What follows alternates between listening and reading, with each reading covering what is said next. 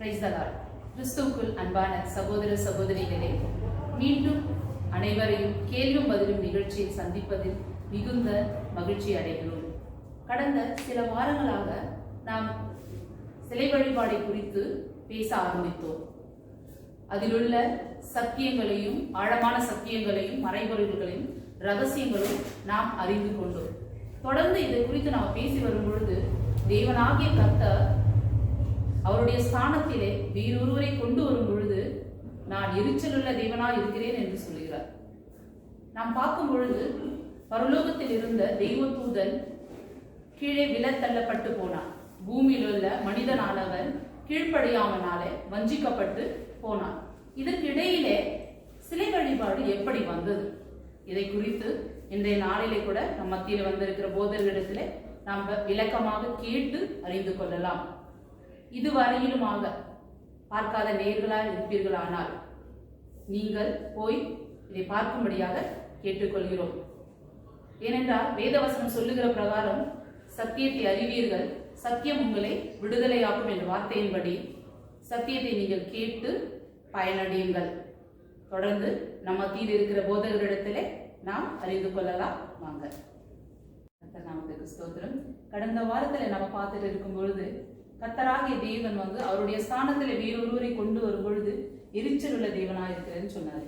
அதுக்கப்புறம் பரலோகத்திலிருந்து தெய்வதூதனானவன் மீட்டிமையால தள்ளப்பட்டு போனான்னு பார்த்தோம். பூமியிலிருந்து மனிதனானவன் கீழ்ப்படியாமல் வஞ்சிக்கப்பட்டு போனான்னு சொல்லி அதுக்கு மத்தியில சிலை வழிபாடு எப்படி வந்தது?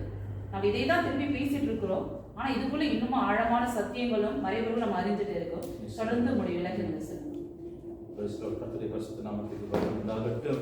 கர்த்தருடைய ஆவியானவர் தாமே நமக்கு உதவி செய்யும்படி மறுபடியும் அவருக்கு தன்னுடன் கிறிஸ்துவின் நாமத்தினால அழைப்பை கொடுக்கிறேன். இந்த நேரத்துக்காக கர்த்தருக்கு மறுபடியும் நான் நன்றி செலுத்துகிறேன். நாம் கேட்டுக்கொண்டிருப்பது விக்கிரக ஆராதனை, சிலை வழிபாடுவது என்று சொல்லி மிக முக்கியமான ஒரு சத்தியமாய் தெளிவாய் தெரிஞ்சிக்க வேண்டிய ஒரு உண்மையாய் காணப்படுகிறது. எப்படி பிசாசு தள்ளப்பட்டார், அடுத்து எப்படியாக மனிதன் கீழ்ப்படியாமை நாளை அவன் வஞ்சிக்கப்பட்டு தேவனுடைய மகிமையை அற்று போனான். இதோட எப்படி அதாவது சிலை வழிபடுகிறது ஆரம்பிக்கப்பட்டது, எப்படியாய் வந்தது என்று சொல்லி நாம் பார்க்கிறோம். இந்த சிலை வழிபாடு என்று சொல்லும் போது ஏற்கனவே உங்களுக்கு சொன்னேன், ஆண்டவர் சொன்னாரு, என்னை எல்லாம் உங்களுக்கு வேறு தேவர்கள் உண்டாக்க கூடாது. வேறு தேவர்கள், அதாவது வேறு ஏதாவது சுரூபத்தை, அதாவது நீ விருப்பப்படுகிற அதாவது பொருட்களை, அதாவது உருவங்களை, நீ விருப்பப்படுகிற சிருஷ்டியில் ஏதாவது ஒரு மாதிரிகளை நீ வைத்து கொண்டு அவைகளை வழிபடக்கூடாது என்று சொல்ற. அதுதான் நினைக்கிறாங்க. அதுக்கு ஒரு விளக்கத்தை நான் கொடுத்தேன். ஒருவேளை இப்ப கணவன் மனைவி இருக்கும்போது கணவன் மனைவியை பார்த்து, இதோ உனக்கு பதிலாக இன்னொரு ஸ்திரியை நான் திருமணம் செய்து கொள்ள போகிறேன், உன்னோட அந்த ஸ்திரீ வாழப் போகிறது என்று சொல்லும் போது அது தாங்க முடியாத ஒரு எரிச்சல், ஒரு கோபத்தை உண்டாக்குறதா இருக்கிறது. அந்த விதத்தில் அந்த மனைவியானவள் அந்த கணவன் கொடுத்திருக்கிற ஸ்தானம், மறுபடியும் அந்த மனைவி கணவனிடத்துல என்ன எதிர்பார்க்கிறார் என்று சொன்னால், எனக்கு கணவன் ஒரு ஸ்தானத்தை கொடுத்திருக்கிறார், அந்த ஸ்தானத்தை நான் எந்த விதத்திலும் எந்த காரணத்திலும் எக்காரணத்துக்கும் நான் எந்த விதத்தில் நான் அந்த பதவியை அந்த ஸ்தானத்தை நான் என்னால விட்டு கொடுக்க முடியாது அப்படின்னு சொன்னால், அது பொருட்களா இருக்கலாம், ஒரு சொத்தா இருக்கலாம், வேற எந்த பொருளா இருந்தாலும் அந்த மனைவி அந்த ஸ்திரீயானவள் ஒருவேளை விட்டு கொடுக்கலாம். ஆனால் மனைவியே என்ற தன்னுடைய ஸ்தானத்தை அவள் விட்டு கொடுக்கவே முடியாது. கணவனும் அப்படித்தான், கணவன் என்ற ஸ்தானத்தை அவள் விட்டு கொடுக்கவே முடியாது. ஏன் அந்த இடத்துல பயங்கரமான ஒரு போராமை, எரிச்சல், கோபம், சகிக்க முடியாத ஒரு தன்மை மனுஷனுக்கு தானாகவே தனக்கு தெரியாமலே ஏற்படுகிறது. அதைத்தான் ஆண்டவர் விளக்கமாய் நமக்கு சொல்லுகிறாரு. அதாவது என்னச்சுன்னா, நீங்கள் இந்த வழியில நீங்கள் கடந்து போகும்போது இது என்னால் சகித்துக் கொள்ள முடிகிறது இல்லை, இதனை தாங்கிக் கொள்ள முடியாது, இதற்கு எரிச்சலை உண்டாக்குற விஷயமா இருக்கிறபடியா இந்த காரியத்தில் நீங்கள் வழிபடக்கூடாது. என்னை மாத்திரமே நீங்கள் எனக்கு கொடுக்க வேண்டிய ஸ்தானத்தை எனக்கு தான் நீங்கள் கொடுக்க வேண்டும் என்று சொல்வது தான் சிலைகளை வழிபடுகிற காரியம். ஆனா அதன் மத்தியில தேவனுக்கு மத்தியில மனிதனுக்கு மத்தியில எந்த சிலை வழிபாடும் அந்த நாளில இல்ல. அந்த இல்ல இருக்கல. அப்ப வந்து பிசாசானன் தள்ளப்பட்டு போனா, பூமியில மனிதனால வஞ்சிக்கப்பட்டு போனான். ஆனா இதன் மத்தியில எப்படி அவர் வேற எதையோ தொழுது கொண்டாரு, எப்படி அதன் மத்தியில வந்து கடந்து? நீங்க கேட்கிற கேள்வி, இந்த கேள்வி கேட்கும் போது தான் ஆண்டவர் என்னோட தெளிவாய் வெளிப்படுகிறார். அவருடைய அந்த கருத்துக்களை எனக்கு அவர் சொல்லுகிறார். அதை நான் உங்களுக்கு சொல்லுகிறேன். Praise the Lord. சிலை வழிபாடு என்பது நாம் என்ன நினைக்கின்றோம்? வேதத்தில் ஆபிரகாம் என்ற ஒரு மனுஷனை குறித்து பார்க்கிறோம். அந்த ஆபிரகாம் கல்தேயனாய் காணப்பட்டார். கல்தேய தேசத்துக்கு நாட்டுக்கு சேர்ந்தவனாய் காணப்பட்டார். அவருடைய தாய் தகப்பனுடைய தொழில் என்னவென்று சொன்னார், அவர்கள் சிலைகளை உருவாக்கி அவைகளை விற்று பிழைத்தார்கள். நான் சொல்றது நன்றாக புரிகிறது என்று நான் நினைக்கிறேன். சிலைகளை, அதாவது சிலைகளை உருவாக்கி அவைகளை விற்று பிழைத்தார்கள். அவருடைய தொழில் ப்ரொஃபஷன், அவருடைய தொழில் என்னவென்று சொன்னால் இந்த சிலைகளை உருவாக்கி. ஆனா இப்பொழுது நாம் சாதாரணமாக உலகத்துல பார்க்கும் போது விற்கிறவரை பார்க்கிறோம். சிலைகளை விற்று கொண்டு போகிறார்கள், வழியிலே சிலைகளை விற்று கொண்டு போகிறார்கள். அவர்கள் சிலைகளை விற்று கொண்டு போகிறவர்கள் என்ன சொல்கிறார்கள்? காலில் விழுந்திருக்கும் அந்த வார்த்தைகள் உங்களுக்கு. இப்படி சிலைகள் வழியிலே விற்று கொண்டு போகிறார் வியாபாரத்துக்காக. அவர்களே என்ன சொல்கிறார்கள்? சத்தம் போட்டு அதனுடைய சொல்லி சிலைகள், அதாவது பொம்மைகள், சிலைகள் என்று சொல்லித்தான் விற்று கொண்டு போவார்கள். அவர் இதோ நான் தேவர்களை விற்று கொண்டிருக்கிறேன், தேவர்களை வந்து வாங்கிக் கொள்ளுங்கள் என்று சொல்ல மாட்டார். நம்ம கருத்துக்குள் சொன்னா பொம்மைன்னு சொல்லி பொம்மைன்னு சொல்லிட்டு போறாங்க. அப்போ சிலைகள், பொம்மைகள் என்று அது எண்ணப்படுகிறது. அதுக்கு நாம் என்ன பண்ணுகிறோம்? வழிபடுகிறோம். அதாவது அதுக்கு விழுந்து நம்ம இது பண்ணலாம். சரி, இப்போ ஆபிரகாமை குறித்து யோசிக்கும் போது நாம், அதாவது வேதத்தில் பார்க்கும் போது ஆபிரகாமுடைய தாயும் தகப்பனும் உற்றார் உறவினர்களும் இந்த சிலைகளை, பொம்மைகளை செய்து விற்பனை செய்தார்கள், விற்று படைத்தார்களுடைய தொழில். அப்பொழுது 12ஆம் அதிகாரத்தில் ஆதியாகமத்துல கர்த்தருடைய வார்த்தை உண்டானது. யாருக்கு? ஆபிரகாம். சரி, கர்த்தருடைய வார்த்தை உண்டானது. உண்டாகி ஆண்டவர் என்ன சொன்னாரு? சத்தத்தை கேட்கிறான். இப்பொழுது ஆபிரகாம் எந்த வடிவத்தை பார்க்கவில்லை, ஆண்டவர் முகமுகம் பார்க்கல, ஆண்டவர் ஒரு சத்தத்தை கேட்கிறார். வாழ்க்கையில முதல் முறையா இந்த சத்தத்தை அவன் கேட்கிறார். ஆட்கள் இல்லாமல் ஒரு சத்தம். என்ன சத்தம் வருகிறது? வாசிக்கின்ற 12ஆம் அதிகாரம் 1-2 வசனங்களை. ஆதியாகமம் 12ஆம் அதிகாரம் 1-2.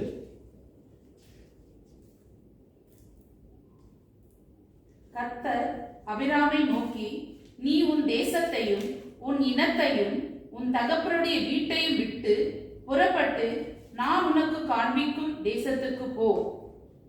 போதும். என்ன சொல்ற மாதிரி வசனத்தை நீதான் வாசிங்க.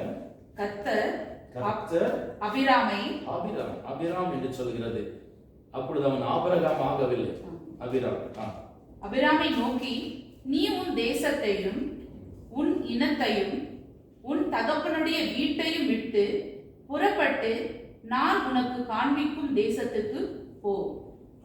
இப்பொழுது ஒரு நிபந்தனை, அதாவது ஒரு கமாண்ட், ஒரு கட்டளையை கொடுக்கிறார். யார் கட்டளை கொடுக்கிறாரு? தேவன் ஆபிரகாமுக்கு. இதுக்கு முன்னே ஒரு கட்டளை கொடுத்திருந்தார் ஆண்டவர். யாருக்கு? ஆதாமுக்கு. இதை நீ என்ன பண்ணக்கூடாது அப்படின்னு சொன்னா அந்த இடத்துல ஆண்டவர் கீழ்ப்படிதலை எதிர்பார்த்தார். கர்த்தர் சிருஷ்டிகர்த்தர்களை உருவாக்கி இந்த இடத்துல விட்டு இருக்கிறேன். நான் சொல்லுகிற ஒரே ஒரு கட்டளை தான், எல்லா காரியம் புசிக்கலாம். ஆனா ஆண்டவர் இடத்துல கீழ்ப்படிதலை எதிர்பார்த்தார். இவர்கள் கீழ்ப்படிய வேண்டும், கீழ்ப்படிதலை இவர்கள் நன்றாக புரிந்து கொள்ள வேண்டும் என்று சொல்லி ஆண்டவர் எதிர்பார்த்தார். ஆனால் அவர்கள் அந்த இடத்துல செய்த தவறு என்னவென்று சொன்னால், அவர் கீழ்ப்படியாமை போனார். அதாவது எம்மையினால டிஸ்ஒபீடியன்ஸ், வஞ்சிக்கப்பட்டு போனார்கள். அப்படின்னா அந்த இடத்துல கீழ்ப்படிதல் அவர்கள் இல்லாத போச்சு. ஆனால் இங்கே ஆபிரகாமை பார்த்து ஆண்டவர் சொல்றது முதல் என்ன சொல்கிறார்? முதல் உன்னுடைய உன் தேசத்தை விடு என்கிறார் முதல். அடுத்து உன் இனத்தையும். இனம் என்ன சொல்கிறது? ஜாதி. மூன்றாவது உன் தகப்பனுடைய வீட்டை விட்டு போ. இந்த 3 காரியங்களை விட்டுட்டு என்ன சொல்றார் அடுத்த ஆண்டவர்? உன் தகப்பனுடைய வீட்டை விட்டு புறப்பட்டு நான் உனக்கு காண்பிக்கும் தேசத்துக்கு போ. நான் உனக்கு காண்பிக்கிற தேசத்துக்கு போ. இந்த 3 காரியங்களை நீ விட வேண்டும் என்று சொல்கிறார். நேரம் வருகின்ற நாட்களிலே நேரம் கிடைக்கும் என்று சொன்னால் 3 காரியங்களை குறித்து நாம் அதாவது பேசலாம். இப்பொழுது நேரம் இல்லை. இப்பொழுது நாம் எடுத்துக்கொண்டிருக்கிற அந்த விஷயம் குறித்து, அந்த சப்ஜெக்ட் குறித்து இப்ப நாம் கடந்து போகிறோம். இப்பொழுது 3 காரியங்களை குறித்து ஆண்டவர் சொல்கிறார். இது 3 காரியங்களை விட்டு விடுவது கடினமான காரியம். அந்த இடத்துல ஆபிரகாம் இடத்துல ஆண்டவர் என்ன எதிர்பார்த்தார்? அங்க கீழ்ப்படியாமல் போனார்கள். அதே சட்டத்தை, ஒரு சட்டத்தை கொண்டு வருகிறார். இங்கே இவன் எனக்கு கீழ்ப்படுகிறானா இல்லையா என்று சொல்லி. ஆனால் இவருடைய தாய் தகப்பன் நான் செய்து கொண்டிருந்த தொழிலை இவன் விட வேண்டும். அந்த ஜாதி ஜனங்களை, சொந்த பந்தத்தை விட வேண்டும், தேசத்தை விட வேண்டும், தொழிலை விட வேண்டும், புதிய இடத்துக்கு போக வேண்டும். அந்த காலத்தை நான் சொல்லுகிறேன். ஆனால் வேதம் சொல்லுகிறது ஆபிரகாம் உடனே கீழ்ப்படினார். அப்போ ஆபிரகாம் கர்த்தருடைய வார்த்தைக்கு கீழ்ப்படிந்தபடியால் அவருடைய அன்பு, இரக்கம், தயவு, ஆசீர்வாதம் ஆபிரகாம் கிடைக்கும். ஆனால் தேவனுடைய வார்த்தை கீழ்ப்படியாமல் போனபடியால் இவளுக்கு சாபம் வந்தது, பூமி மேல் சாபம் வந்தது. இந்த கீழ்ப்படியாமையினால் தான் தேவனுடைய கோபாக்கின வந்தது. இங்கே என்ன ஆகிறது? கீழ்ப்படுகிறதுனாலே கர்த்தருடைய இரக்கத்தை கிருபை பெற்றுக் கொண்டார். சரி, இதுக்கு முன்னே நாம் கடந்து போவோம். இதற்கு முன்னே விக்கிரகாராதனைகள் இருந்ததா இல்லையா? அதுதான் நம்முடைய கேள்வி. விக்கிரகாராதனை சொன்னால் ஒரு விக்கிரகத்தை வழிபடுகிறது, ஒரு ஏதோ ஒரு சொரூபத்தை, அதாவது ஒரு சிருஷ்டியை தொழுது கொள்வது, அதுக்கு கனப்படுத்துகிறது, அதை நமஸ்கரிக்கிறது, இப்பேற்பட்ட காரியம். ஆனால் இந்த விக்கிரகாராதனை, சிலை வழிபாடு என்பது என்ன அதனுடைய பொருள் என்ன வெடிச்சுன்னா, ஆண்டவரை தவிர என்று சொல்லுவார். அவரை தவிர நீ என்ன பண்ணக்கூடாது? வேற எதையும் நீ என்ன பண்ணக்கூடாது? நினைக்கக்கூடாது. அது ஆண்டவருக்கு கொடுக்கிற கனத்தை வேற யாருக்கும் நீ கொடுக்க கூடாது. அதுதான் நல்ல காரியம் எடுத்து பார்க்கிறது. ஆனால் பிசாசு என்ன நினைத்தான்? அந்த விக்கிரகாராதனை குறித்து தான் அவன் யோசித்தான். அந்த மேட்டிமை அடையும் போது அவன் மறைப்பொருள் அந்த இடத்துல காணப்படுகிற காரியம் என்ன? பிசாசு அந்த விக்கிரகாராதனையை தான் இதயத்துக்குள் நினைச்சான். மேட்டிமை அடையும் போது இது என்ன நினைச்சான்? இவரை மாத்திரமே ஆராதிக்கணுமா? அப்போ ஆண்டவருடைய கட்டளை என்ன சொன்னா, என்னை மாத்திரம் நீங்க ஆராதிக்கணும்.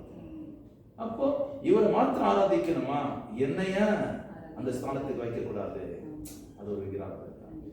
அப்போ பிசாசு என்ன நினைச்சா, கடவுள் மாத்திரமே கடவுளா இருக்கக்கூடாது, அவர் ஆண்டவர் சொன்னா அந்த ஸ்தானத்தை நாமும் பிடிக்கிறதுக்கு முயற்சி எடுக்கிறேன்னு சொல்லி அந்த பெருமை மேட்டி நடந்தான். அப்போ அந்த காரியம் ரகசியமாக ஒரு விக்கிரகம் அப்படின்னு சொன்ன விக்கிரகாராதனை, அந்த எண்ணம், அந்த பெருமை மேட்டிமனுக்குள் வந்தது. அடுத்து அவன் என்ன நினைக்கிறான்? நான் இப்ப தள்ளப்பட்டேன், இப்போ மனுஷன் ஏன் ஆண்டவரை ஆராதிக்க வேண்டும்? அப்பொழுது ஆபிரகாம் ஆண்டவருக்கு கீழ்ப்படிந்து தேவனை ஆராதித்தபடியால் அவனுக்கு ஆசீர்வாதம் வந்தது. அப்போ நான் விழுந்து போனேன், நான் சபிக்கப்பட்டு போனேன், தேவனுடைய பிரசனத்திலிருந்து தள்ளப்பட்டு தேவன் எனக்கு கொடுத்த கனத்தையும் ஸ்தானத்தையும் மகிமையும் இழந்து போனேன் சொல்லி பிசாசுக்கு நன்றாக தெரியும். மறுபடியும் இந்த மனுஷன் மேல் அவனுக்கு இருந்த போராமை என்ன சொன்னார்? ஆண்டவர் அந்த விதத்தில் இவனை தள்ளிவிட்டார். இந்த விதத்துல தேவனுக்கு சமமாக என்னை உயர்த்துவேன் என்று அந்த அங்காரத்தில்லாத பெருமையினால அந்த விக்கிரகாராதனை செய்தபடியால் அவனை தள்ளிவிட்டாரு. இப்பொழுது யோசிக்கிறார், தேவனுக்கு பிடிக்காத காரியம் எது? வேறு சார்ந்து வைக்கிறது. அப்போ தேவனுக்கு எரிச்சல் அடைய வேண்டிய காரியங்கள் என்ன என்பதை இவர்களுக்கு சொல்லி கீழ்ப்படியாமையினால இவர்களை தேவனுடைய பிரசனத்திலிருந்து இழுத்து தள்ளிவிட்டார். பிசாசானவன் தேவன் கொடுக்க வேண்டிய கனத்தை கொடுக்காதபடிக்கு மனிதனானவனை வஞ்சித்து அவன் தள்ளிவிட்டார். ஆனா அந்த இடத்துல ஆபிரகாமுக்கு அவர் கீழ்ப்படிதல் நிமித்தம் அவரை தேர்ந்து கொண்டார். ஆபிரகாம் சிலைகளை விற்பனை செய்து கொண்டிருந்த மனுஷன் அப்படின்னு பார்க்கிறோம். ஆனா அதுல கர்த்தர் அவருடைய நாமத்துக்காக தெரிந்து கொண்டார். ஏன் அப்படி? நிச்சயமா அந்த இடத்துல ஆதாம் தேவனால் தெரிந்து கொள்ளப்பட்டவர். ஆண்டவர் ஆதாமை உருவாக்கும் போது முழுமையான அன்பை அவன் மேல் வைத்திருக்க வேண்டும். ஏன்னு சொன்னா ஆதாமை ஆண்டவர் ரொம்ப அதிகமாக நேசித்திருக்க வேண்டும். என்னன்னு சொன்னா தன்னை போலவே உருவாக்கிறார். அல்லேலூயா. ஆண்டவரை போல ஏன் நான் ஆகக்கூடாது என்று சொல்லி நினைச்சால் அது பாவம். யாருக்கு? பிசாசுக்கு. ஆனால் மனுஷனை ஆண்டவர் தன்னை போலவே உருவாக்கினார். தன்னை போலவே உருவாக்கினார். அவன் தன்னை போலவே காணப்படுகிறான். அப்படின்னு சொன்னார். தேவனுடைய விரலினால் உருவாக்கப்பட்ட மனுஷன் அவன். அதனால இதனால் அவனுக்கு ஒரு கட்டளை கொடுத்தார். அந்த கட்டளை அவன் மீறி போனபடியால் கர்த்தருடைய கோபாக்கினைக்கு அவன் ஈடாயிற்று. அடுத்து அவனை நேசித்தார். ஆண்டு அதிகமாக நேசிச்சு இவன் அவனுடைய அன்பிலே அப்படியே தொடர்ந்து அவன் இருப்பான் என்பதை அவர் எதிர்பார்த்தார். ஆனால் கீழ்ப்படியாமல் போனபடியால் இவன் கர்த்தருடைய கோபாக்கினைக்கு ஈடாயிற்று.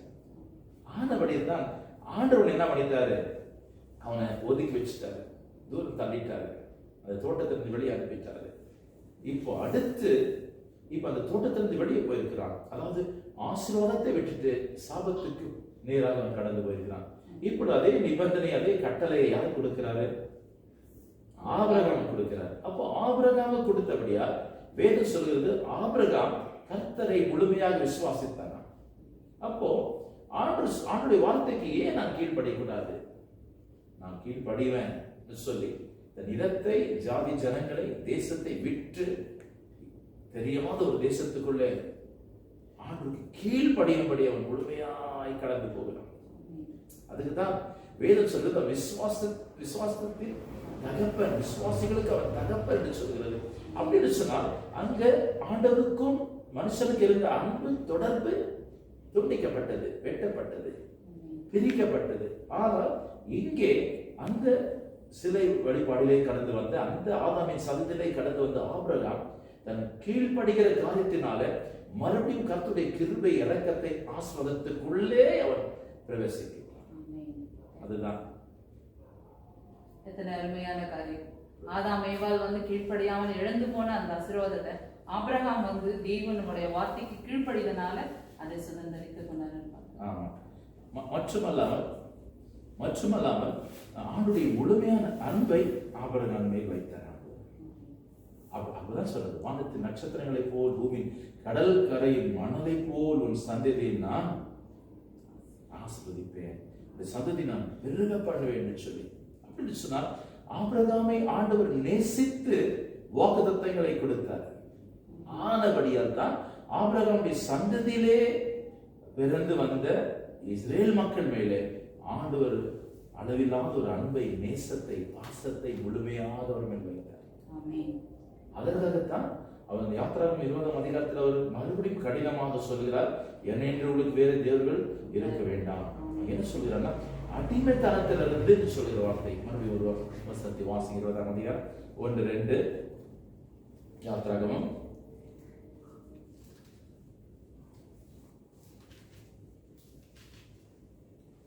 தேவன் பேசி சொல்லிய சகல வார்த்தைகளும் ஆவன. உன்னை அடிமைத்தன வீடாகிய எகிப்து தேசத்திலிருந்து புறப்பட பண்ணின உன் தேவனாகிய கர்த்தர் நானே. ஆமென். அவர் சொல்லுகிறார், எப்படிப்பட்ட தேசமானது? அடிமைத்தனத்தின் தேசம், லேண்ட் ஆஃப் ஸ்லேவரி என்று சொல்கிறார். அடிமைத்தனத்தின் தேசம். இப்பொழுது ஆண்டவர் இந்த யாத்ராகமத்தில் அவர் கட்டளையை கொடுக்கும் போது 10 கற்பனைகளை கொடுத்தார்.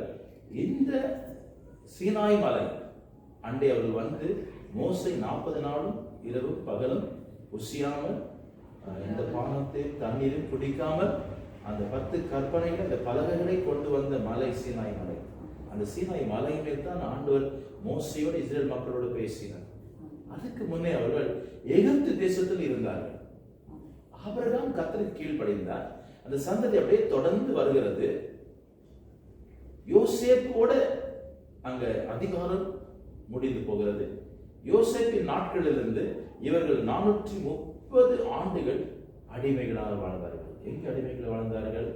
எகிப்து தேசத்தில். இப்பொழுது இந்த 430 ஆண்டுகளும் இவளுக்கு எந்த கட்டளையும் ஆண்டு கொடுக்கவில்லை. நன்றாக வாசித்து பாருங்க. இப்படி செய்யணும், நீ அப்படி செய்யணும்னு சொல்ல ஆபிரகாமுக்கு ஆண்டு சொன்னார். ஆபிரகாம் மாத்திரம் கட்டளையிட்டாராங்க, அதோட விட்டு விட்டார் ஆண்டுகள். 430 ஆண்டுகள் இவர்கள் என்ன செய்தார்கள் சொன்னா, எகிப்து தேசத்திலே ஆபிரகாமுக்கு வாக்கு கொடுத்த ஆண்டவரை இவர்கள் மறந்து போனார். அந்த ஆண்டவர் என்னத்தை எதிர்பார்க்கிறாரு? அந்த ஆண்டவர் எதில பிரியமுள்ளவரா இருக்கிறாரு. அப்போ ஆண்டவரை பிரியப்படுத்துறதுக்கு, அவரோட நான் சஞ்சரிக்கிறதுக்கு, அப்படி ஆசீர்வாதத்தை நான் பெற்றுக்கொள்றதுக்கு என்ன செய்ய வேண்டும் என்பதை மறந்து போனார்கள். மறந்து போய் எகிப்து தேசத்தின் கலாச்சாரங்களை, அவருடைய விதிமுறைகளை, பழக்க வழக்கங்களை இவர்கள் நன்றாக கற்றுக்கொண்டு எகிப்தர்களை போல் இவர்களும் மாறிவிட்டார்கள். தேவனை மறந்து போனார்கள். எகிப்து தேசத்தில் இருக்கும் பொழுது அன்னை தெய்வங்களை அவங்க வணங்கிட்டு இருந்தாங்க. நிச்சயமா அன்னை தெய்வத்தான் அவர்கள் ஆராதித்துக் கொண்டிருந்தார்கள். அங்கே அவர்கள் பார்க்கும் போது பாகால் என்ற ஒரு வார்த்தை அங்க வருகிறது. பாகால் என்ற ஒரு வார்த்தை வருது. பாகால் என்று சொன்னால் அது கன்றுக்குட்டி. கன்றுக்குட்டி அதுதான் 32ஆம் அதிகாரத்துல யாத்திராகமத்தில் பார்க்கிறோம். இஸ்ரேல் ஜனங்கள், அதாவது ஆண்டவர் வழி நடத்தும் போது, எகிப்து தேசத்திலிருந்து கானான் தேசத்துக்கு அவர்களை கொண்டு வரும்போது இந்த கற்பனைகளை கொடுத்த நேரத்தில் தான் இப்பொழுது மோசைக்கு ஆண்டவர் அழைப்பு கொடுத்து 40 இரவு 40 பகல் புசியாமல் குடியாமல் அந்த உபாசத்திலும் அவர் தேவனோட சீனாய் மலையிலே கர்த்தர் பேசிக் கொண்டிருக்கிறார். ஒரு பக்கம் மன்னா விழுந்து கொண்டிருக்கிறது, ஒரு பக்கம் கண்மலைகளை பிளந்து ஆண்டு தண்ணீர் கொடுத்து கொண்டிருக்கிறார். அடுத்து இறைச்சை மாம்சத்தை புசிக்க அவர்களுக்கு கொடுத்து கொண்டிருக்கிறார். இந்த நேரத்துல மோசே இப்பொழுது எங்க இருக்கிறார்? சொல்லி சீனாய் மலை மேல இருக்கிறார்.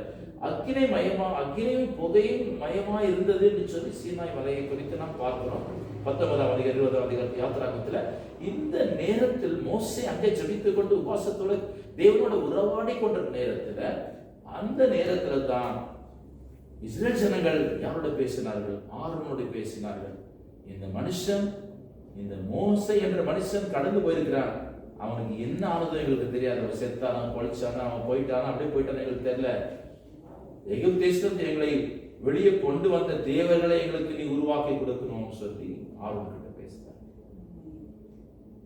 அவ்வளவு அடிமைதான வீட்டுல இருந்து அவங்களை கொண்டு வந்திருந்த போது கூட தேவனுடைய மகிமையும் அந்த ஆசீர்வாதத்தை மறந்து போய் திரும்ப அதே தங்களால பார்த்து கொண்டிருந்த அதே நேரத்தில் ஒரு கர்த்தருடைய ஆசீர்வாதங்களை அனுபவித்துக் கொண்டிருந்த நேரத்திலேயே அவர்கள் சொன்னார்கள், எங்களுக்கு அதாவது எகிப்து தேசத்தை கொண்டு போன தேவர்களை எங்களுக்கு உருவாக்கி கொடும் என்று சொன்னார். மீண்டும் மீண்டுமா கீழ்ப்படியாமலும் தேவனை எரிச்சல் மூட்டிக்கொண்டே இருந்தார். எரிச்சல் மூட்டிக்கொண்டது. அப்போ நான் பார்க்கும் போது இந்த இஸ்ரேல் ஜனங்கள் 430 ஆண்டுகள் எங்க இருந்தார்கள்? அடிமைத்தனத்தில் இருந்தார்கள், எகிப்து தேசத்தில் இருந்தார்கள். அப்பொழுது இவர்கள் என்னத்தை உருவாக்க வேண்டும் என்று சொன்னார்கள்? பாகாலை, அதாவது ஒரு தெய்வத்தை உருவாக்கி கொடுக்க வேண்டும் என்று சொல்லி சொல்லும் போது அந்த கன்று குட்டியை தான் உருவாக்கினார்கள். அப்படின்னு சொன்னால் இவர்கள் இந்த கன்று குட்டியை தான் எகிப்து தேசத்தில் ஆரம்பித்துக் கொண்டு வந்தார்கள். ஆனபடியால் தான் இவர்கள் எங்களுக்கு பழக்கமான தெய்வத்தை உருவாக்கி கொடுக்க வேண்டும் என்று சொல்லும் போது அந்த கன்று குட்டியை உருவாக்கினார்கள். 32ஆம் அதிகாரம். அப்பதான் கர்த்தருடைய கோபாக்கினை கடந்து வரும்போது தான் மோசே கர்த்தரோடு நின்று பேசுகிறார். அதுக்கு அடுத்து அந்த முதல் கொண்டு வந்த கற்பனைகளை அவர் உடைத்து தூள் தூளாக உடைச்சு போட்டுறார். ரெண்டாவது மறுபடியும் இவர்களை சுத்திகரித்து அதெல்லாவற்றையும் எரித்து சாம்பலாக்கி மறுபடியும் அவர்களை சுத்திகரித்து மறுபடியும் இரண்டாவது முறை ஒரு 40 இரவு 40 பகல் உபவாசம் எடுத்து தண்ணீர் குடிக்காமல் கொண்டு வந்த கற்பனை தான் அந்த உடன்படிக்கை பெட்டிக்குள் இருந்த கற்பனை. அதற்காகத்தான் ஆண்டவருக்கு 20ஆம் அதிகாரத்துல ஆண்டவருக்கு கட்டளை கொடுக்கிறதுக்கு காரணம் என்னவென்று சொன்னார்? இவர்கள் நல்லா சொன்னேன் உங்களுக்கு, அந்த எகிப்து தேசத்தின் விதிமுறைகளை, கலாச்சாரங்களை, சடங்காச்சாரங்களை எல்லாவற்றையும் அப்படியே அவர்கள் 430 ஆண்டுகள் என்று சொல்ல பாருங்க, 3, 4, 5 தலைமுறைகள் அந்த இடத்துல ஊருக்கு போனாங்க. ஆண்டவர் பற்றி அவங்க ஒன்றும் தெரியல. அதுக்காகத்தான் இவர்களை வெளியே கொண்டு வந்து ஆண்டவர் ஆண்டுக்கு பிடித்த காரியங்களை முதல் கட்டளையாக கொடுக்கிறார். என்ன சொல்கிறார்? வாசிங்க மறுபடியும். என்னை அன்றி உனக்கு வேறே தேவர்கள் உண்டாயிருக்க வேண்டாம். அது மேல் இருக்கிற வசனம் ஆண்டவர் சொல்லி பேசி, உன்னை அடிமைதன வீடாகிய எகிப்து தேசத்திலிருந்து புறப்பட பண்ணின உன் தேவனாகிய கர்த்தர் நானே. இப்போ 430 ஆண்டுகள் அவர்கள் அடிமைகளா இருந்தார்கள். கொத்து அடிமைகளா இருந்தார்கள். சுதந்திரம் இல்லை, என்ன ஆசீர்வாதமே இல்லை, என்ன மேன்மை இல்லை, சொந்தம் என்று சொல்வதற்கு எதுவுமே இல்லை. இப்பொழுது அவர்களை அந்த அடிமைத்தனத்திலிருந்து ஆண்டவர்களை கொண்டு வந்த காரணம், ஒரே ஒரு காரணம் என்று சொன்னார். அவர் சொல்கிறார், அடிமைத்தனத்தின் வீடாக எகிப்து தேசத்தை நான் கொண்டு வந்தேன். அப்போ என்னத்துக்கு நான் கொண்டு வந்தேன் என்றது சொல்றாரு. அதே வசனத்தை மறுபடியும் வாசிங்க. உன்னை அடிமைத்தன வீடாகிய எகிப்து தேசத்திலிருந்து புறப்பட பண்ணின உன் தேவனாகிய கர்த்தர் நானே. எகிப்து, அதாவது எகிப்து தேசத்தில், அதாவது யாத்திராகமும் 7ஆம் அதிகாரம் 8ஆம் அதிகாரம் 9 10ஆம் 11ஆம் அதிகாரம் தொடர்ந்து பார்க்கும்போது ஆண்டவர் செய்த அந்த 10 ஆண்டவர் செய்த அந்த அற்புதங்கள் 10 வாதைகளை குறித்து நாம் பார்க்கிறோம். ஒவ்வொரு முறையும் ஆனளவு ஆண்டவர் மோசே கொண்டு அந்த அற்புதங்களை செய்யும் போது பார்ன இடத்துல மோசே பேசின காரணம் என்னவென்று சொன்னால், என் ஜனங்கள் என்னை ஆராதிக்கும்படி அவர் வீட்டுக்கு கொடு, என் ஜனங்களை நீ அடிமையா வச்சிருக்கிற, ஆனா என் ஜனங்கள் சுதந்திரமாய் வாழணும். எதுக்கு அவர்கள் சுதந்திரம் விடுகிற? முதல் என்னை ஆராதிக்கும் அப்படின்னு சொன்னால் கர்த்தரை ஆராதிக்கும்படிதான் அவர்கள் அந்த அடிமைத்தனத்தின் தேசத்திலிருந்து அடிமைத்தனத்தை அவர்கள் விடுதலை கொடுத்து தேவனை ஆராதிக்க வேண்டும் என்ற ஒரே நோக்கத்துக்காகத்தான் அவர்களை கொண்டு வந்தார். அவர் ஆராதிக்கும்படிக்காக கொண்டு வந்த சூழ்நிலையிலும் மனிதரான திரும்பவும் அதை கீழ்ப்படியாமல் செய்து தேவனை விட்டு விக்கிரகத்தை திருப்பியும் அவங்க இது பண்ணார். ஆமா, அது இன்னொரு காரியம் என்னோட சொன்னால், அந்த இடத்துல பாருங்க, ஆண்டு செய்த அற்புதத்தை மறந்து போனாங்க. அந்த இடத்துல அதே கண் எதிராக அவர் செய்து கொண்டிருக்கிறார், மறந்து போனாங்களோ. இந்த இடத்துல அவர்கள் தவறு செய்தாங்க, மறுபடியும் அவர்களை தண்டிச்சாரு, மறுபடியும் அவர்களை பூர்ணப்படுத்தி அந்த பரிசுத்த ஸ்தானத்துக்கு மறுபடியும் ஆண்டவர் மோசையை கொண்டு அவர்களை கொண்டு அந்த ஸ்தானத்துக்கு கொண்டு வருகிறார்.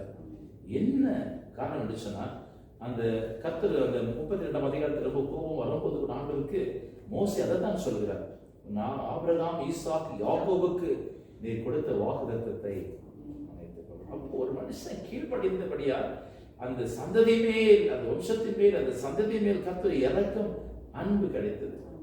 அதற்காகத்தான் இவர்கள் அநேக தவறுகளை செய்தார்கள். இஸ்ரவேல் ஜனங்கள் கடந்து வரும்போது அநேக தவறுகளை செய்த போதிலும் கூட அவர்களை அழித்து போட வேண்டும் என்று சொல்லி ஆண்டவர் நினைத்த நேரங்கள் அதிகமான நேரங்கள் உண்டு. இருந்தாலும் ஆண்டவர் வாக்கு மாறாதவர். அந்த அன்பை வைத்து ஆபிரகாமுக்கு அவர் கொடுத்த வாக்கு தத்தத்துக்காகத்தான் இந்த ஜனங்களை விட்டு அவர் தன்னுடைய கோவாக்கினை அதாவது கடந்து போனது, அடுத்து இவர்களை மன்னித்து மறுபடியும் ஆபிரகாமுக்கு கொடுத்த அந்த வாக்குத்தத்தத்தை நினைத்து இஸ்ரேல் மக்கள் மேல் ஆண்டவர் அவ்வளவு பெரிய அன்பையும் இரக்கத்தையும் கிருபையும் வைத்தார். அந்த வேதத்துல 2ஆம் வசனத்துல அது கொடுக்கப்பட்டிருக்கிறது. 3ஆம் வசனம் நினைக்கிறேன், 2-3 வாசித்துருங்க. 3-4 என்னை அன்றி உனக்கு வேறே தேவர்கள் உண்டாயிருக்க வேண்டாம். மேலே வானத்திலும் கீழே பூமியிலும் பூமியின் கீழ் தண்ணீரிலும் உண்டாயிருக்கிறவர்களுக்கு ஒப்பான ஒரு சொரூபத்தையாகிலும் யாதொரு விக்கிரகத்தையாகிலும் நீ உனக்கு உண்டாக்க வேண்டாம். போதும். இப்ப என்ன சொல்றாரு? வானத்திலும் பூமியிலும் பூமியின் கீழ் தண்ணீரிலும் யாதொரு அப்படின்னு சொன்ன என்ன அர்த்தம்? சொரூபம் சொன்ன அர்த்தம் கர்த்தருக்கு பைபிள்ல மிக விடுதலை பயணம் என்று சொல்லி எழுதப்பட்ட அந்த 20ஆம் அதிகாரத்துல 3வது 4வது வசனம் சொல்கிறது, எந்த சிலையாகிலும் எந்த ஓவியத்தை ஆகிலும் நீ வைக்கக்கூடாதுன்னு சொல்லி கர்த்தருக்கு பைபிள் மிக அழகாக சொல்கிறது. அதுல இன்னும் நாம் வைத்திருக்கிறது வேதத்தை பார்க்கிற இன்னும் விளக்கங்கள் மிக அழகாக வர்ணிக்கப்பட்டிருக்கிறது. அதுக்காக நீங்க ஆண்டு சொல்கிறாரு, இப்பப்பட்ட காரியம் வானத்தில் இருக்கிற எந்த ஒரு ரூபத்தையும் என்ன பண்ணக்கூடாது, உருவாக்க. சிருஷ்டிகர்த்த நான் தான் உங்களை சிருஷ்டிகளாய் உருவாக்கி இருக்கிறேன். நீங்கள் தேவர்களை உருவாக்க முடியாது, உருவாக்க கூடாது. இப்ப ஆண்டோடைய நாம என்ன நினைக்கிறோம்? ஒரு ஆண்டவர் உருவாக்கணும்னு சொல்லி நினைக்கும் போது ஒரு 10 அடி இருந்தா, எல்லா மனுஷரோட 15 அடி இருந்தா, அவர் 50 அடி இருந்தா, 100 அடி இருந்தா, அந்த உயரத்தை மனிதர்களுடைய உயரத்துக்கும் கடவுளுடைய உயரத்துக்கும் ஸ்தானத்துக்கும் தான் நினைத்து மனுஷர் என்ன செய்கிறார்? இந்த சிலைகளை ஓவியங்களை உருவாக்குறார். என்னுடைய ஒரு மாமா சென்னையில் இருந்தார், டிசி டக்ளாஸ் கிறிஸ்துதாசன் சொல்லி, அவருடைய இந்தியாவில் 4 பெரிய பெரிய ஓவிய ஆர்டிஸ்ட்ல சீனியர் மோஸ்ட் ஆர்டிஸ்ட்ல அவர் ஒருவர் இருந்தார். டிசி டக்ளாஸ் கிறிஸ்துதாஸ் சொல்லி ஒரு பேர். பாம்பே, கல்கட்டா, டெல்லி, பெங்களூர்ல எல்லாம் ஃபேமஸ், இந்தியாவில பேர் போன ஆர்டிஸ்ட். அவருக்கு ஆரம்பத்துல டிஜஸ் தினகரனையா அவரை ஆரம்ப மினிஸ்ட்ரியில அவரை கூப்பிட்டு, இயேசு கிறிஸ்து ஆண்டவர் அவர் தண்ணீர் மேல நடக்கிறது போல ஒரு டிராயிங் எனக்காக ஒரு ஓவியத்தை நீங்கள் உருவாக்கி கொடுக்க வேண்டும் என்று சொல்லி அழைத்திருந்தார்.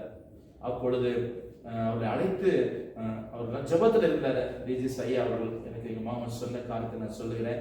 டிஜிஎஸ் ஐயா ஜபத்தில் இருக்க முகம் அவ்வளோ அழகா, அவ்வளோ பிரகாசமா இருந்ததா. அவர்கள் உள்ளது கடந்து வந்து சொன்னாராம், தம்பி என் தண்ணீருக்கு மேல் சமுத்திரத்து மேல ஏசப்பா நடக்கிறது போல ஒரு ஒரு காட்சி, ஒரு ஓவியம் எனக்கு நீங்க எழுதி கொடுக்கணும்னு சொல்லிட்டு அதை கேட்டாராம். கேட்ட பிறகு ஒரு பணத்தொகையை அவருக்கு கொடுத்தாராம் கையில. அது வாங்கும் போதே ஒரு மாதிரி நடுக்க போல ஒரு பயம் போல ஆச்சா என் மாமாவுக்கு. இருந்தாலும் அந்த பணத்தை வாங்கிட்டு போயிட்டு அவர் நேரா சாராய் கடைக்கு பிராண்டி கடைக்கு போனாராம். நேரா போன பிறகு ஃபுல்லா போட்டாராம். எப்போதும் போடுவார், நிறைய ஃபுல்லா போட்டாராம். ஃபுல்லா போட்டுட்டு ஃபுல்லா அந்த குடி போதில யோசிக்கிறாராம், ஏசப்பா தண்ணி மேலே நடந்த எப்படி இருக்கும்.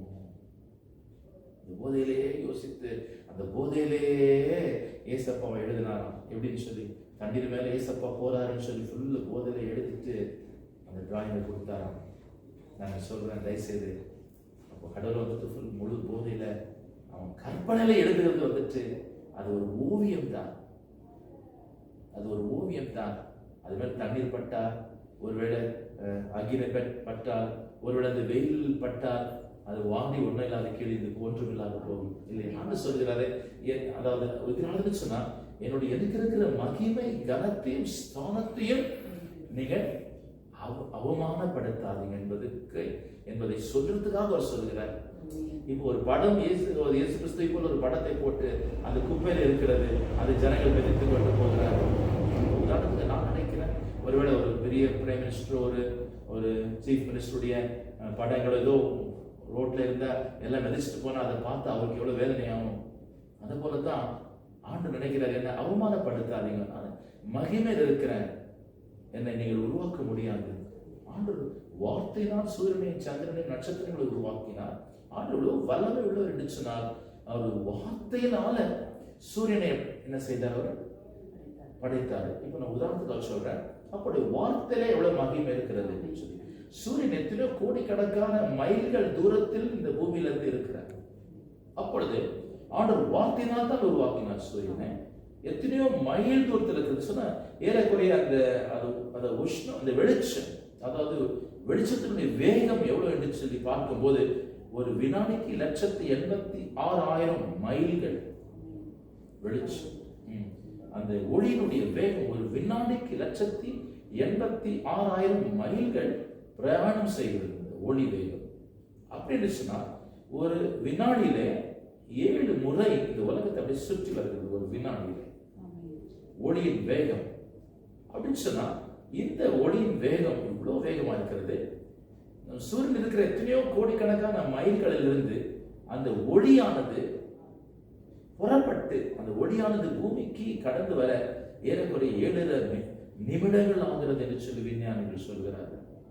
7.5 நிமிடங்கள். ஒரு வினாடிக்கு 1,86,000 மைல்கள் பிரயாணம் செய்கிற அவ்வளவு வேகமானது, வேகம் உள்ளது இந்த ஒளி விளக்கு வெளிச்சம். இது சூரியன்ல இருந்து பூமிக்கு கடந்து வர 7.5 நிமிடங்கள் ஆகிறது.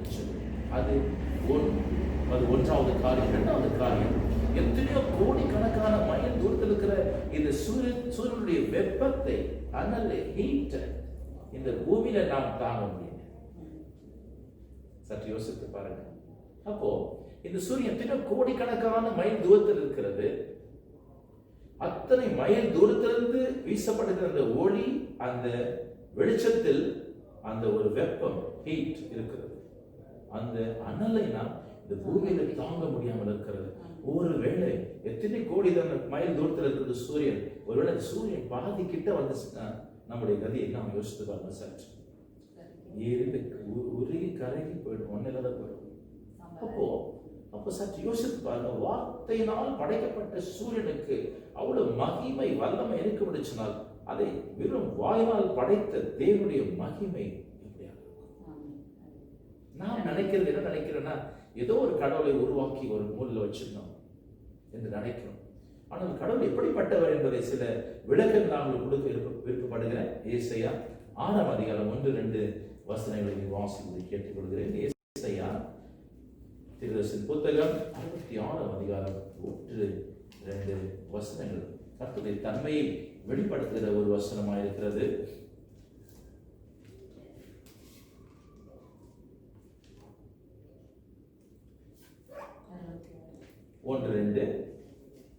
கர்த்தர் சொல்லுகிறது என்னவென்றால், வானம் எனக்கு சிங்காசனம், பூமி எனக்கு பாதப்படி.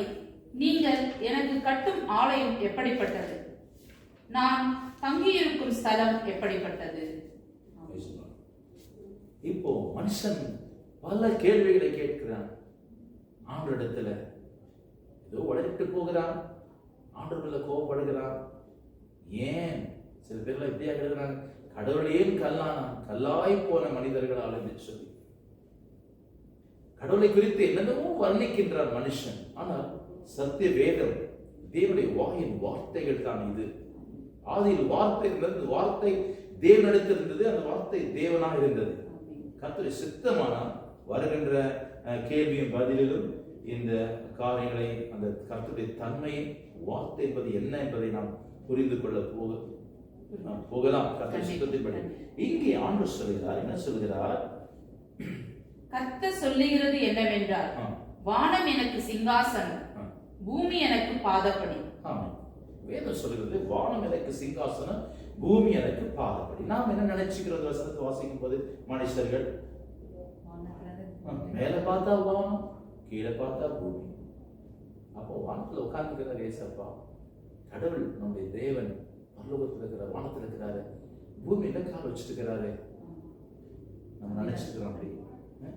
ஆனா வேதம் என்ன சொல்லுகிறது? அதை குறித்து அடுத்த வாரத்தில் கர்த்தர் சித்தமான இந்த காரியங்களை குறித்து நாம் கேள்விப்படுவோம். வானம் பூமி என்பதை கர்த்தர் மூன்றாக பிரித்திருக்கிறார்.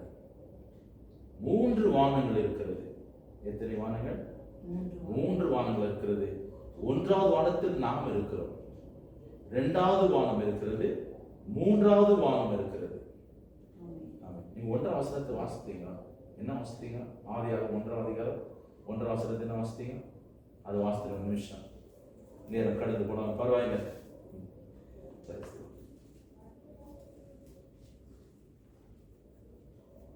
ஆதியிலே தேவன் வானத்தையும் பூமியும் சிருஷ்டித்தார். போதும். பாருங்க, ஆங்கிலத்தில் வாசிக்கிறேன். In the beginning God created the heavens and the earth. வானம் என்பது நாம் எதிர்பார்த்து கொண்டிருக்கிற, நாம் பார்த்து கொண்டிருக்கிற வானம் அல்ல. இங்கே பரலோகங்கள் என்று சொல்கிறது, வானங்கள் என்று சொல்கிறது ஆங்கிலத்தில். நாம் இருப்பது 1ஆம் வானம். அதாவது விஞ்ஞானிகள் சொல்லுகிறார்கள், என்ன சொல்கிறார்கள்? நட்சத்திர மண்டலங்கள், கேலக்சிஸ். இப்ப அந்த கேலக்சிஸ் உடைய படங்களை நீங்கள் பார்த்தீர்கள் என்று சொன்னால், அந்த நட்சத்திரங்கள் ஒரு தூசிகளை போல் இந்த அகிலத்தில் அப்படியே உலாவிக் கொண்டிருக்கிறது. தூசிகள். அதாவது நட்சத்திரம், அதாவது சூரியன் என்பது ஒரு நட்சத்திரம். அதாவது 25 சூரியன் இல்ல 50 சூரியன் இல்ல 100 சூரியனுடைய அளவு தான் நட்சத்திரங்களுடைய அளவு. அது ஒரு நட்சத்திரம். அப்போ அப்பேற்பட்ட நட்சத்திரங்கள் இந்த நட்சத்திர மண்டலத்தில், கேலக்சி என்று அழைக்கப்படுகிற இந்த நட்சத்திர மண்டலத்தில் தூசியாக காணப்படுகிறது நட்சத்திரங்கள். அப்போ நட்சத்திரங்களுக்கு இந்த பூமி ஒரு தூசி அளவு கூட கண்ணுக்கு தெரியாது. அப்போ பூமி கண்ணு தெரியாத தூசியா இருந்தா, அந்த தூசியில உருவாக்கப்பட்டிருக்கிற தூசி தான் நீங்களும் நானும் மனிதர்கள், மனித அவதாரம், மனுஷன் என்பது மனிதன். இது 1வது வானம். 2வது வானம், 3வது வானம் இருக்கிறது. ஆண்டவர் 3வது வானத்தில் வைத்திருக்கிறார். அதுக்கு எல்லாம் வேதத்தில் அதுக்கு ஏற்ற எல்லா அர்த்தங்களும் திட்டம் தெளிவாக உண்மையாக எழுதப்பட்டிருக்கின்றன. எப்பொழுது 3வது வானத்தில் இருக்கிற ஆண்டவர், அங்க அவருடைய சிங்காசனமா இருக்கிறது. இந்த கேலக்சி நட்சத்திர மண்டலம் முழுமையாக வேதத்தின்படி ஒரு பூமி என்று அழைக்கப்படுகிறது. நாம் நினைத்துக் கொள்கிறோம் பூமி தான் பூமி என்று சொல்லி. இந்த நட்சத்திர மண்டலம், இந்த 1வது வானத்தை ஆண்டவர் பூமி என்று அழைக்கிறார். உதாரணத்துக்கு நாம் எடுத்துக்கொள்ள வேண்டியது, நாம் பேசக்கூடாது இருந்தால் ஆண்டவர் மன்னிக்கணும். இப்போ நாங்கள் உட்கார்ந்து கொண்டிருக்கிறோம். ஒரு ராஜா சிங்காசனத்தில் உட்கார்ந்து கொண்டிருந்தால் அந்த சிங்காசனம் வானம் என்று சொல்கிறது, அவர் கால் வைத்திருக்கிற இடம் பூமி என்று சொல்கிறது. அப்போ ஒரு ராஜா ஒரு சிங்காசனம் மேல உட்கார்ந்து இருந்தால், இப்பொழுது நம்ம ராஜாதி ராஜன் ஆண்டவர், நம்மை படைத்த தேவன் சிங்காசனத்தில் உட்கார்ந்து கொண்டிருந்தால், அவருடைய முழங்கால் தான் சிங்காசனம். அவருடைய பாதைகளை வைத்திருக்கிற இடம் தான் பாதபீடம். அப்படின்னு சொன்னால் இந்த 3 வானங்களும் அவருடைய முழங்கால் இருந்து கால்கள் வரைக்கும் தான் இந்த 3 வானங்களும் அடங்கி இருக்கிறது. அதுக்கு மேல் அவர் எங்க இருப்பார், எப்படி இருப்பார் என்பது நம்முடைய சிந்தையால யோசிக்க முடியாத ஒரு காரியம், நினைத்து பார்க்க முடியாத ஒரு காரியம். நம்முடைய சிந்தனைக்கு நம்முடைய மூளைக்கு எட்டாது இருக்கிற உயரம், அது சிந்திக்க முடியாத காரியம். ஆண்டவர் சொல்கிறார், வானமுடைய சிங்காசனம் பூமியுடைய பாதப்படி. அந்த வசனத்தை வாசிக்க தொடர்ந்து, வானம் எனக்கு சிங்காசனம், பூமி எனக்கு பாதப்படி, நீங்கள் எனக்கு கட்டும் ஆலயம் எப்படிப்பட்டது, நான் தங்கியிருக்கும் ஸ்தலம் எப்படிப்பட்டது. என்ன சொல்றார் அவர்?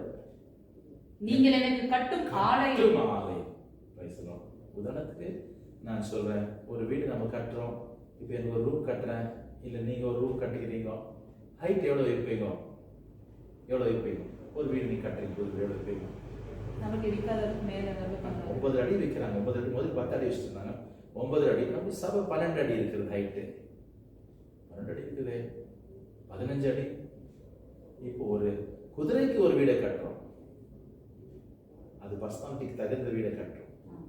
அடுத்து ஒரு யானைக்கு ஒரு வீடை கட்டுறோம், யானைக்கு கொஞ்சம் பெருசா கட்டுறோம். அடுத்து ஒரு ஒட்டகத்துக்கு கட்டுறோம், ஒரு ஜிராஃபைக்கு கட்டுறோம். அது ஹைட் எவ்வளவு இருக்கணும்? குதிரைக்கு அளவு இருந்தா போதுமா, யானைக்கு அளவு இருந்தா போதுமா? இல்ல.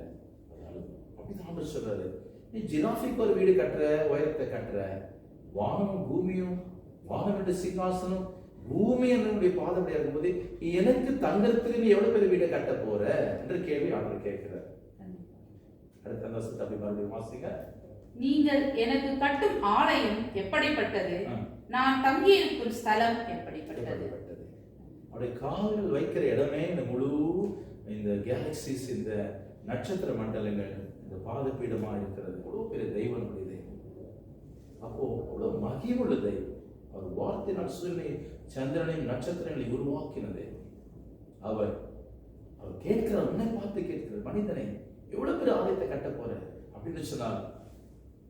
என்னை நீ உருவாக்க விருப்பப்படுகிறாய், என்னை நீ ஓவியத்தினால் வரைய விருப்பப்படுகிறாய், என்னை எவ்வளவு உயரத்தில் நீ வரைய போற, எவ்வளவு உயரத்தில் நீ சரியனை கட்ட போற, நான் இருக்கிற உயரம் அகலம் எப்படியா இருக்கிறதுன்னு சொல்லி ஆண்டவர் கேள்வியை கேட்டு அப்படியே விடுகிறார்.